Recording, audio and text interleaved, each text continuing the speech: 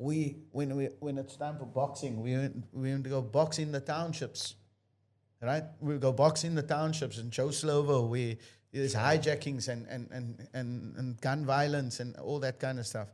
This day we get there, the boxing ring is put up. So at the bottom of boxing rings is stilts, supposed to be metal stilts. There was no stilts in the ring. Do you know what they used to put up under the ring? Chairs, plastic chairs. The Like ring was a going lot of and a moving lot of around plastic while I was chairs, boxing. right? So I and my Fighting boxers, on a surfboard. I'm Yeah. telling you. basically, so me and my boxers, we take all these extra chairs and we start propping it up there and whatever because they didn't set up the ring correctly. And anyways, first round starts. I can see she's not on form. I come to the ring. I give her advice. I tell her what to do. Second round goes a little bit better, and I'm just like, you're losing this fight. In my mind, I'm like, you're gonna lose this fight.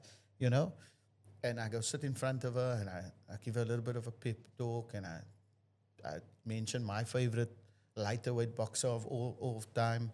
And I said, come on, let's go. And I mentioned him, and I know she loves him too. And I said, what's wrong with you? You're not boxing like we work. Where's your pendulum step? Where's your angles? Where's this and that? I said, how bad do you want this? I said, come on. Just snap out of it right now, just come on.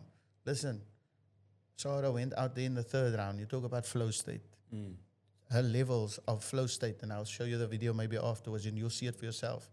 Everything we worked on just clicked in that third round. Yeah. Angles, the jab, the combinations. She made this girl turn. The girl was punching air. You don't understand. And then the big shots came, and there was a count, and there was another count, and I'm vocal. I'm screaming. I'm telling her forward, pressure. And Sarah knocked her out.